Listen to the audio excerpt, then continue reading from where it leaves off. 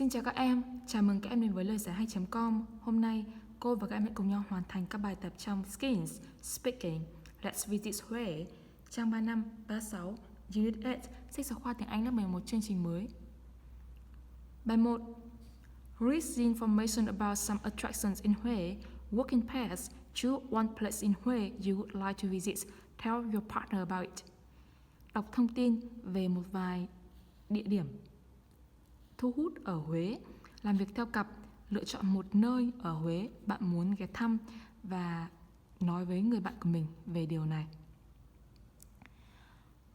Huế Imperial Citadel, Kinh thành Huế. The main place to see in Huế, a knowledgeable guide available to help you to learn about the citadel, its history and traditions. Nơi chính để ngắm cảnh ở Huế. Một hướng dẫn có kiến thức sẽ có thể giúp bạn học hiểu về kinh thành, lịch sử và truyền thống. Royal Tombs, lăng hoàng gia. Visit the royal tombs to find out about the lives of the royal families. Thăm lăng mộ hoàng gia để tìm hiểu về cuộc sống của các gia đình hoàng gia. Tomb of Tự Đức, built 13 years before the emperor death. Xây dựng 13 năm trước khi hoàng đế chết. Sets in the poetic scenery of a pine forest and a magnificent lake. Đặt ở trong một khung cảnh thơ mộng của một rừng thông và một hồ tuyệt đẹp. A strong impression on many tourists. Một ấn tượng mạnh mẽ đối với nhiều du khách. Tomb of Minh Mạng, one of the most interesting royal tombs to visit in Huế, situated on Cam Kê Hill, about 12 kilometers from the city center on the west bank of the Hương River, the Perfume River. Lăng Minh Mạng, một trong những ngôi mộ hoàng gia thú vị nhất khi đến ghé thăm Huế, ở tại đồi Cam Kẻ, cách trung tâm thành phố 12 km về phía tây sông Hương.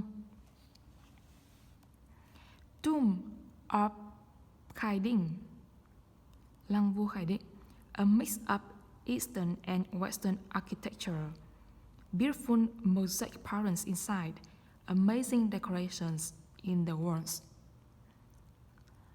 Đó là sự kết hợp giữa kiến trúc phương Đông và phương Tây, cấu trúc khảm đẹp đẽ ở bên trong, trang trí tuyệt vời trên tường.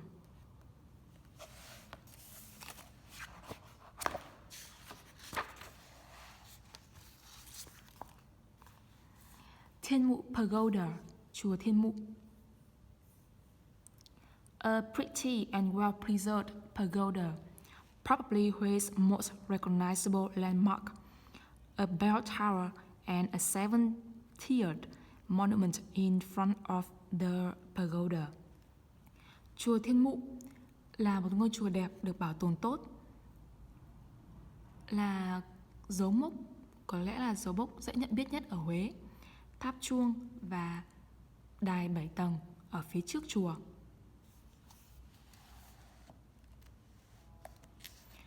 Quốc học High School, one of the oldest high schools in Vietnam with its beautiful and ancient buildings. One of the most prestigious high schools in the country. The high school where President Ho Chi Minh and many scholars studied. The feeling of old-time Vietnam when walking around the school. Trường Quốc học Huế là một trong những trường trung học lâu đời nhất ở Việt Nam với những tòa nhà đẹp cổ kính. Một trong những trường trung học uy tín nhất trong cả nước. Trường trung học nơi Chủ tịch Hồ Chí Minh và nhiều học giả đã học.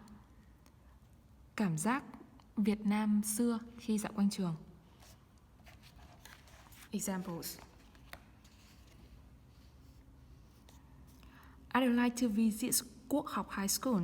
It's one of the oldest high schools in Vietnam and is famous for its beautiful ancient buildings.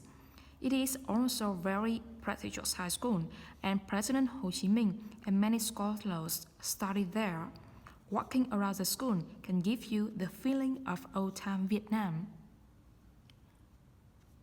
Dựa vào những thông tin của bài đọc đã đưa cho và ví dụ vừa rồi, các bạn hãy bàn luận để đưa ra câu trả lời phù hợp. Sau đó thì có thể tham khảo câu trả lời mẫu của cô như sau.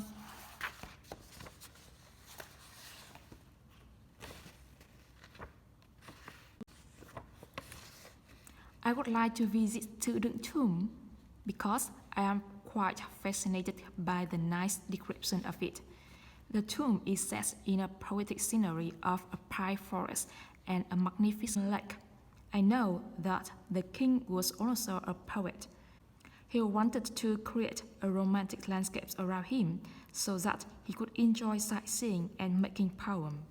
Visitors who come here often have strong impression on Sung Khiêm Tower, built on the lake and often surrounded by the pink lotus in summer. That's why many travel bloggers have written beautiful words for the tomb. Tiếp theo, chúng ta cùng nhau chuyển sang bài 2.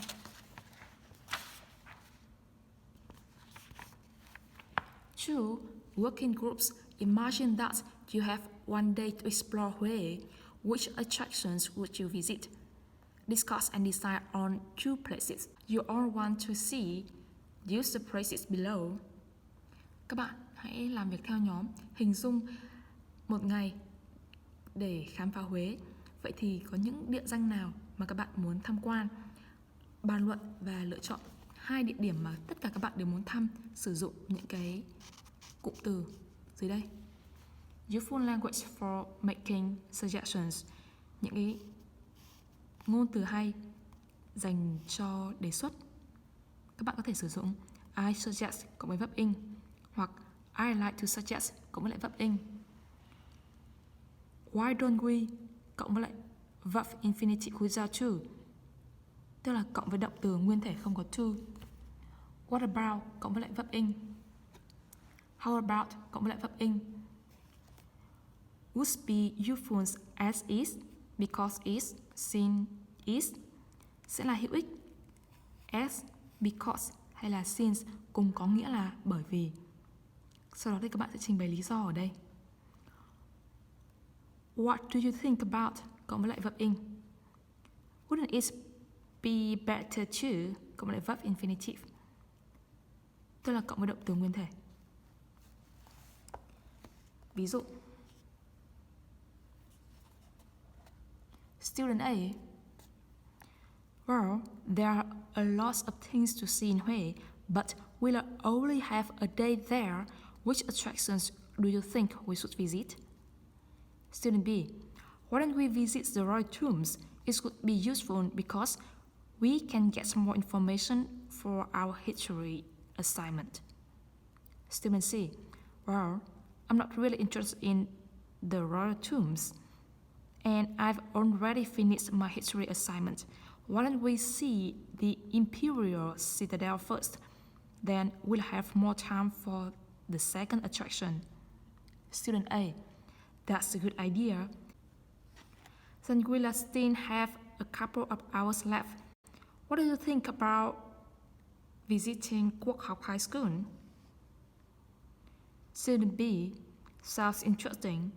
I really want to see one of the most beautiful school buildings in Vietnam. I also agree with your first suggestion. Let's see the citadel first. Student C. Great. Hope we can have a nice time in Huế. Có thể tham khảo lời giải mẫu của cô như sau. A. Well, there are a lot of things to see in Huế, but we'll only have a day there. Which attractions do you think we should visit? B. Let's go to Minh Mạng Tomb.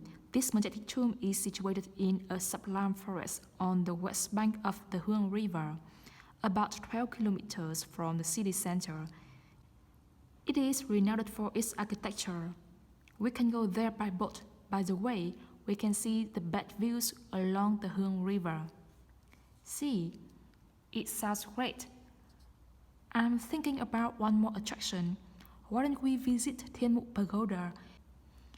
It is a sacred place in Hue, and I think it would be a good chance for us to say prayers for the ones we love.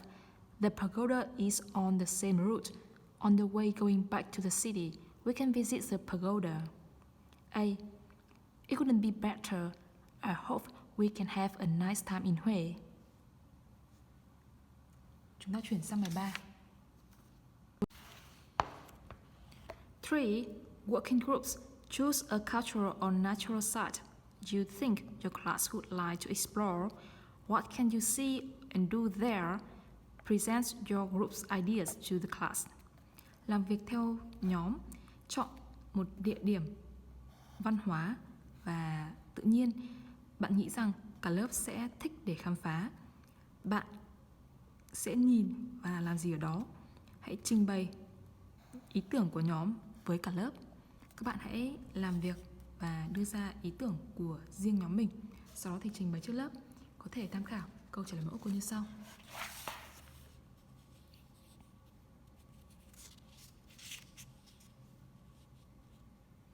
Hi everyone, we suggest we go to the Hương Pagoda. First of all, this destination is quite near our school, so I think it's very convenient for us. Secondly, there are lots of things here we can explore. You can see the high mountains and find out some interesting secrets while climbing to the top. Besides, we can also enjoy ancient architecture and enjoy the fresh air as well as peaceful life. The river here is also famous to tourists. We can sail here and explore a system of caves, which are so mysterious and breathtaking. How do you think about this idea? Would you like to make a trip to Hương Pagoda? Thanks for listening. Vậy là cô và các em đã hoàn thành các bài tập trong Speaking Unit 8, sách giáo khoa tiếng Anh lớp 11 chương trình mới. Các em hãy truy cập vào trang Loigiaihay.com để xem chi tiết các bài giảng khác. Chúc các em học tập tốt và hẹn gặp lại trong các video tiếp theo.